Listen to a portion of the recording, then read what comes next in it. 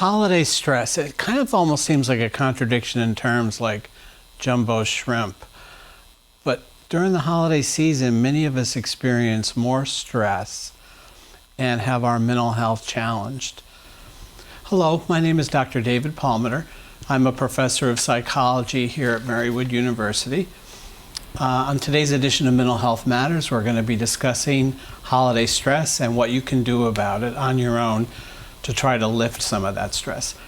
I'd like to begin by introducing my panel. To my immediate left is Dr. Cynthia Edwards-Hauver. Dr. Edwards-Hauver is the owner of a group practice in Clark Summit. Next to Dr. Edward-Hauver is Ms. Anshay Smith, who is a psychology major here at Marywood-University and an aspiring graduate student. Next to Ms. Smith is Dr. William Chase. Dr. Chase is director of the Counseling Center at Keystone College and also has a private practice in Clark Summit. Last but not least, on the end is Dr. Bradley Janey, who's a tenured full professor here at Marywood with significant international experience as well. Actually, if we add up the years of experience of those of us on the stage, it adds up to 87 years. So we're bringing a lot to bear today in this discussion that hopefully can help you at home. So let me just give you an introduction to this. What do you think causes people's stress to spike during the holiday season? And then we can focus in on some of the ones more specifically that you mentioned. I would say the pressure for everything to be perfect and have that, perfect holiday moment where I think if people lower their expectations a bit of what they're supposed to do and what they can handle, I would say perfectionism and wanting to do all the things for all the people is top at the list. What some of us call Clark Griswold syndrome. Yes. After the family vacation Yes. movies. Yes. Yes. I think we load so much of our priority on the holiday season as like this singular point in time when we're so busy we're trying to get the family time in, and so we put on the pedestal, okay, this is the time of year where we make this time, and it's going to be something where normally there's a lot of extra time off, and so we try to make the most of it. But it's often that becomes such a singular focal point that we feel like we have to almost compress a year's worth of family time. Sometimes it's just this holiday season. Mm-hmm. We must create the good memories. This is it. This is where it has to happen. Don't you dare be upset. I would add that very often when it comes to Thanksgiving and Christmas and New Year's, there's very often travel involved. Long drives somewhere. And, as adults, if we happen to be married, there are two families that can be involved, and you get pulled in different directions. And both families have their own expectations, and navigating those can be pretty stressful. Mm-hmm. I know for people my age group and in my family, especially the financial burden of the holidays is such a heavy weight. I feel like no matter where you are, I think this is going off of making everything perfect. You want to give your kids the perfect gift, and your significant other the thing that they were talking about all year, and you're trying to remember everything that was brought up in tiny conversations, so it can be really special. So the financial burden and with the travel too, that's such a... Let's elaborate on that, because I think that's probably one of the more super common ones is financial stress. What's at the heart of some of that? What do you think the issues are? Well, you even mentioned the idea of creating memories, and we're even essentially fed through advertising of this is exactly what children want. These are the ideal toys. These are the foods to buy. This is the holiday layout on the table, what it's supposed to look like, and we're dealing with a lot of economic factors that not only are expensive to begin with, but with things like inflation. Just trying to do this year what you did last year costs more money, and that ends up creating. You're not just running against the pressure of what's perfect, but what you're seeing on TV, and how do I compare it to years past? And it's not always easy to meet the benchmark that those previous years set for us. And I think the media, we're bombarded, either social media, YouTube videos, anything that our children or friends are watching of, again, adding to that. We could have years ago escaped it, but now it's always with us and a reminder, and extravagant gifts through advertising of let's buy someone a car for, that's just not practical. There does seem to be sort of an amnesia that parents have this time of year with the idea that the way to give holiday joy to my child is by getting that it toy or by lavishing presents. Whereas from the perspective of a child, it's more the one-on-one time and some of the rituals that a parent will do with their child. Can you elaborate on maybe some of that distinction and the pressure parents feel versus the ironic reality of what their children may desire more? It's a really interesting point with something like that, because I just have been watching this past week a few Christmas movies as they're starting to roll out, and there's so many of the movies that try to capture the pressure that's sometimes put on parents to find the rare toy, the in toy. And the funny part is as you mentioned, is that there's so much often time, energy, travel even at times to find those toys, and the problem that comes up is that they know that they've put that into it, but part of the magic of Christmas is that the kids aren't going to see all of the work that's being done behind the scenes. And so the parent will feel they're part of the investment, but that's never going to be fully, I think, understood by their kids. I mean, and so there's almost a guaranteed disappointment of, I've put hours and hours for you to spend 30 seconds eliminating all the wrapping paper, and that's it. And you want that, like, you want there to be this sense of symbolism of, I put so much effort into this, but I think you're guaranteed to feel let down because it can't translate so well. What do they want, the children, young children? Now What they is want magical? What is? now they want VRs. They want video gaming. I don't mean the systems. neurotic version of our children, but what kinds of, at their heart, what kinds of things are really uplifting for them or valuable for them? I would suggest perhaps extended family members that they don't see very often. The cousins that are of the same age that you have enjoyed visits with, perhaps not for a couple of months. Maybe the last time was the 4th of July. And being able to spend some time with them again at this time, that can be very meaningful and very social.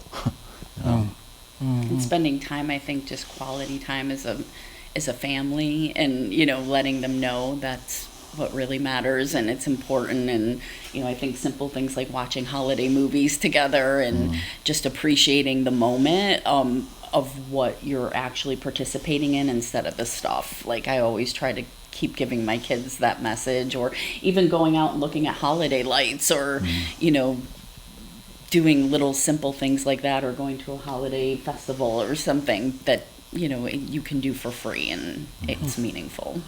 It's keeping the focus on the here and now. It's that idea that we could spend, again, time chasing down the gifts and traveling, but it's those moments of, here's what we're doing here, and it's not all lost in, well, let's keep planning or let's clean up. It's being on the ground, putting together the Lego set, together, and actually, like, giving that sense of presence as opposed to giving just presents, What's it like for people who've experienced a significant loss in the past year during the holiday season? That can be pretty rough if it's the first holiday season without a loved one that passed over the year before. That is something that is going to be, it's always going to be in the background, especially that first year, and that can be rough. I lost my mom December 5th, actually, 2 years ago, and I find that even though it's coming up on the second year, her passing right before Christmas has been very challenging.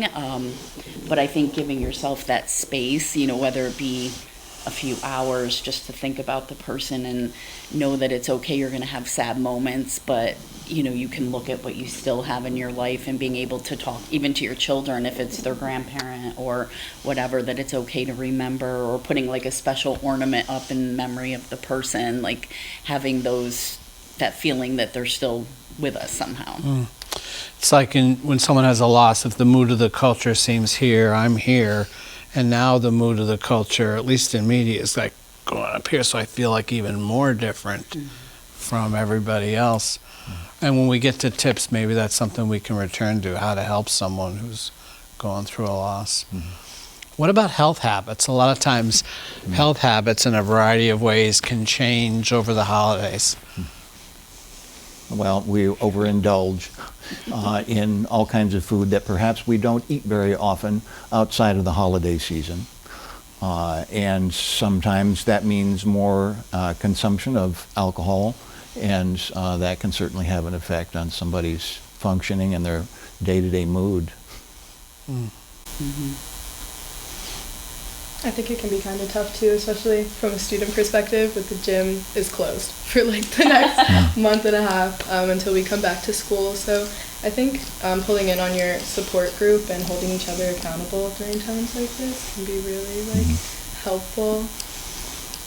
I work with eating disorders, so I'm often on the other end. We're trying to allow people to say, okay, this is a temporary moment. Allow yourself to, be okay with indulging a little bit, and we can figure it out, as we go along. But, it's trying to find that balance, I think, of if you're going to indulge one day, then maybe, you're okay giving yourself that grace and not putting additional pressure on yourself. What about the problem of people doing more than they have? We've been talking about this, but doing more than they have the power to do. How does that manifest itself, and what are the consequences of that? Doing more than you have really the resources to do. I mean, you kind of described even the pressure, and it's kind of like the kind of energy of the world is saying, feel like this, feel happy, feel excited, and you're feeling down perhaps because of a loss. But there's that same sort of a gap that's created when there's this expectation of going back to making the holiday perfect. And perfect doesn't exist. It's not something that's real or attainable. And so the further there obviously is a gap between what we're aiming for and what we're actually achieving, creates more and more of that stress. And it takes some time to just accept that, sometimes if we're putting 100% in, that has to be good enough. And unfortunately, that's, I think, a skill many people lack, or almost feel like that, no, I'm just settling for something. I can't be settling. That's not how it's supposed to be. But it's what's fair to yourself, essentially. Keeping up with the Joneses. I think other kids too, like being around each other, or parents coming in and saying, I really want to get this for my child, but I can't afford it, and trying to, I'll let them know, like, it's okay to be able to have those conversations with your kids and, say, not this year, and that doesn't make you a bad parent.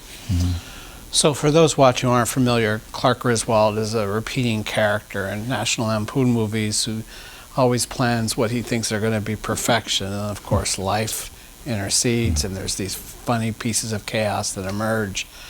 And so that's kind of what some of us refer to as Griswold syndrome.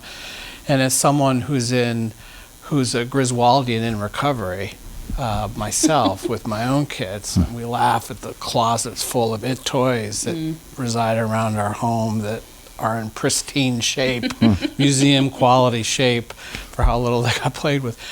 So what are some of the, let's switch over to tips. What are some of the solutions for that, looking for the snow globe perfection experience and then dealing with the inevitable reality? How can folks negotiate that better? I wonder if part of it might be looking back on previous holidays, particularly when we were younger, and maybe we idealized those moments, and maybe they were not the reality that we actually think they were, and being able to adjust to an imperfect reality as adults, managing our expectations. And I'm a big believer in lowering our expectations, and then if you lower them, it's not saying I'm giving up or expecting bad things to happen. It's just when things happen, you can handle them easier, but when they're really good, you can be very pleasantly surprised, so you're not walking away feeling like you put the expectations up here and then we're always let down. I think we also have to remember that we're human, and we don't have the magic of Santa, so we have to accept that. We have to accept that there are going to be limits to what we can pull off, but at the same time, it doesn't mean that we can't do things that are meaningful or things that are satisfying, but it's not trying to create something that is impossible. Mathematicians would tell us that once you have enough data points, there are going to be some things that go surprisingly well. Most things go as you expect, and then there's some things that go surprisingly terribly. like in the Christmas story, the dog's in the kitchen eating the turkey. So the idea is we're all going to have dogs in the kitchen this holiday, and what's the shape and form that going to take? Instead of thinking, oh, if I do it well, I'm not going to have dogs in the kitchen. Not think of it that way. To think the dogs in the kitchen are inevitable, absolutely. So how can I think about that when they happen? Just like dust mites in the bedroom. If we try to clean them out, we're going to make ourselves sick. We try to be cleanly, inevitably we accept them that they're there. So that brings to mind the serenity concept, which I prefer that term so that people who are atheist and agnostic don't feel alienated from the value of it. Can you guys describe what the serenity concept is? You're referring to Yeah. accept the things you can change. And you can't change. Yeah, I have that posted in my office and I have it in my bathroom. I think it's just saying, there are some things you can change, there are some things you can't. I think it's important to tell your kids, Aunt Mimi's not going to be nice to you, so let's just be okay with that. It's just, and I think using humor, and being okay and saying, some things are not going to be like we want them to be, and that's never going to happen. That can also apply to family roles, too.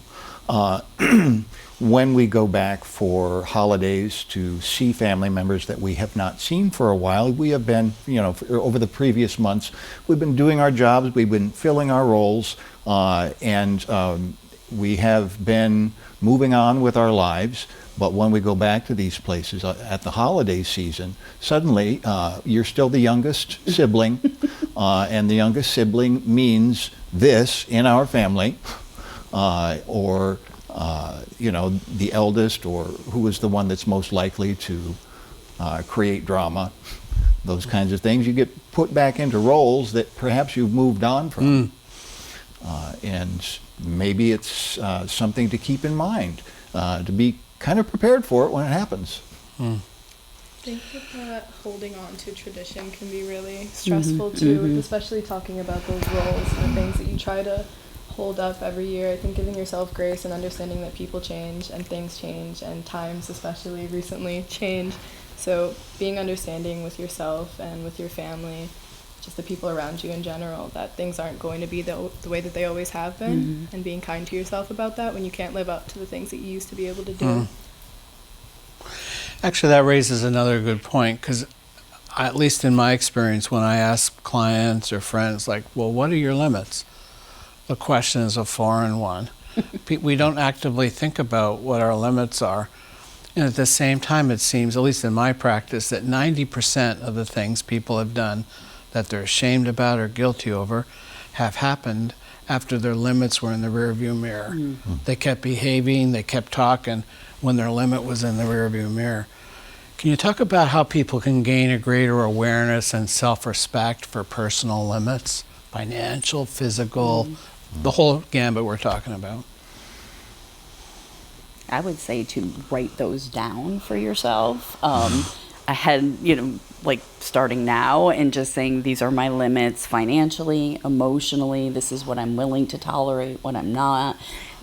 Going back to the serenity piece, this is what I can change, this is what I cannot change. And I think just having that somewhere, even if it's in your phone, you can run to the bathroom and remind yourself to look at it. But I think actually having something to jar you when you're in that moment of stress is really important.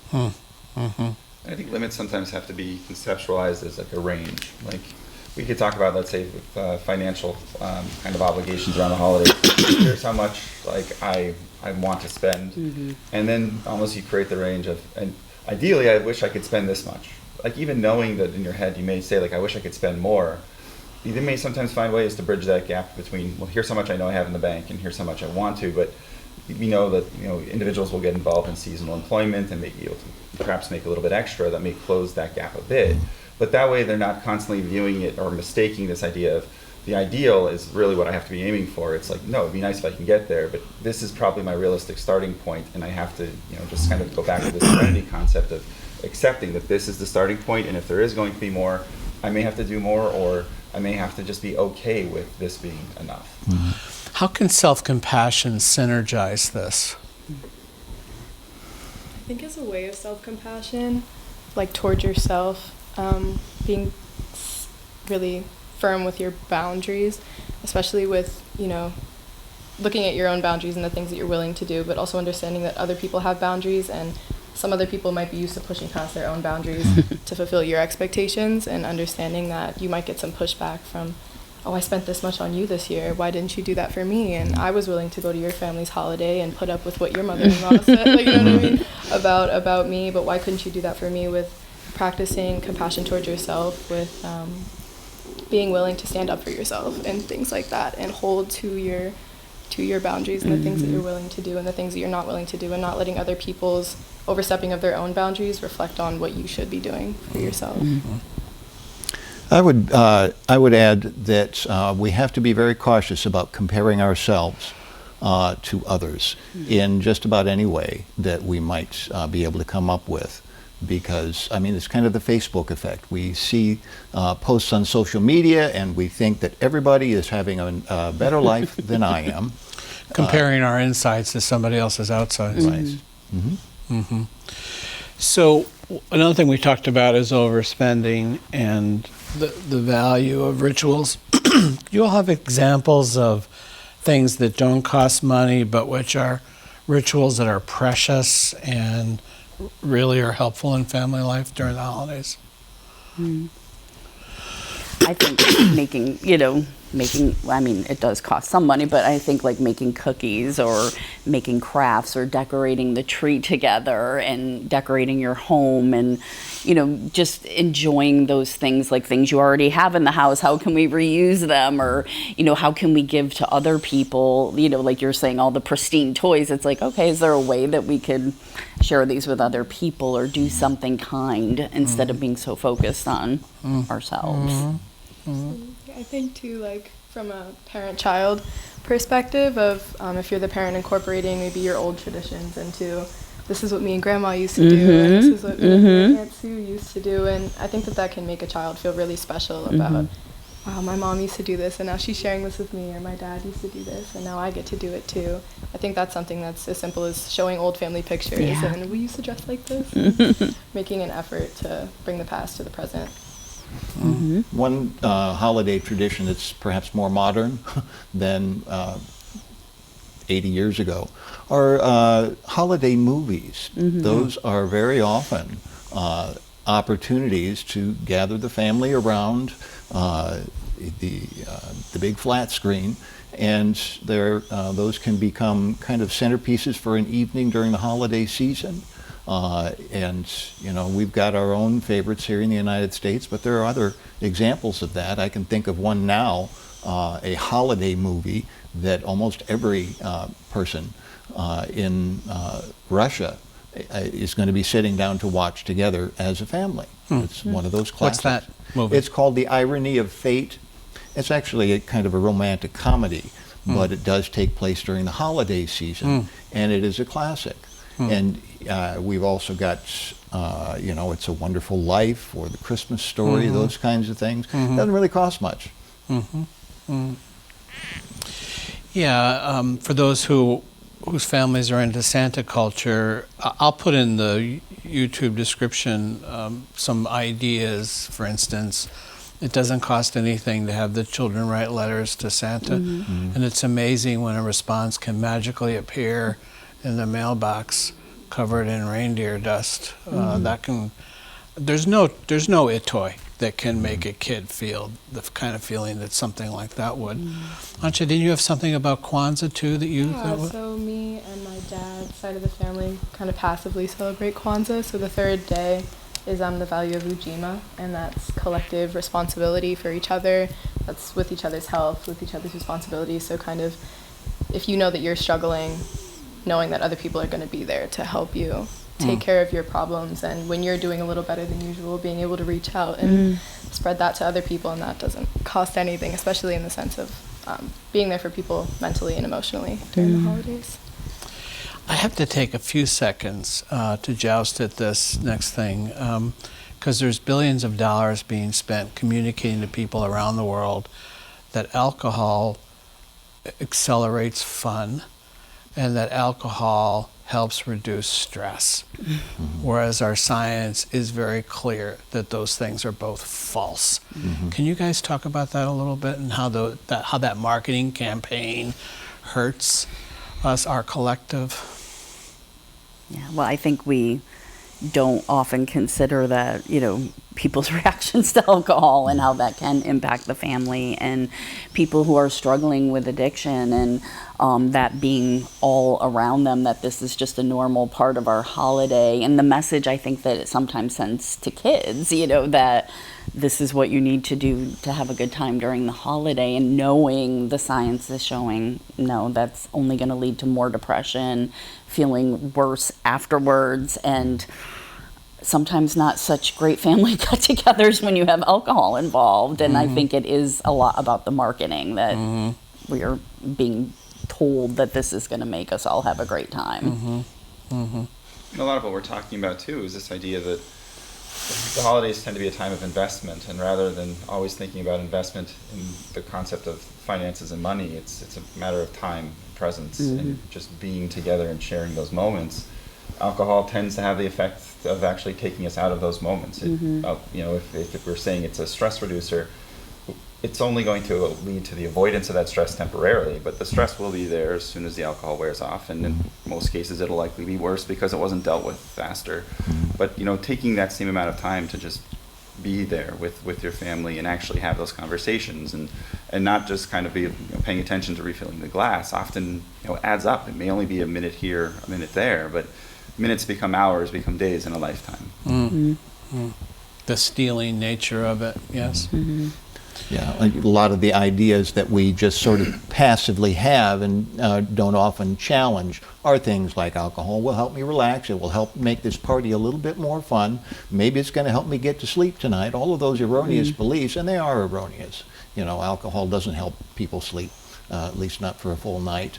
And in terms of relaxing us, it puts a great deal of stress on our bodies. So we have just shy of 2 minutes. I'd like to give each a chance for a closing thought. I would say, focus on being present, not overspending, and remember that a holiday is just a day. And how can you kind of maybe take what, like this thing we do during the holiday and spread it throughout the year, and not just put so much pressure on one time of year. I think it's important to be kind to yourself, to be kind to the others around you. Like you said, that can be done throughout the entire year, but maybe take advantage of the seasonal kindness and spread it a little more if you can. I think while it'd be great if people spread it out throughout the year, for those who don't always do a good job at that, I think making sure they give themselves permission to enjoy the moments they have during the holidays, to let those moments count. I would suggest try not to be isolated. We all have our own family situations, and sometimes those family situations aren't great, and as a result, we're spending that time during the holidays by ourselves.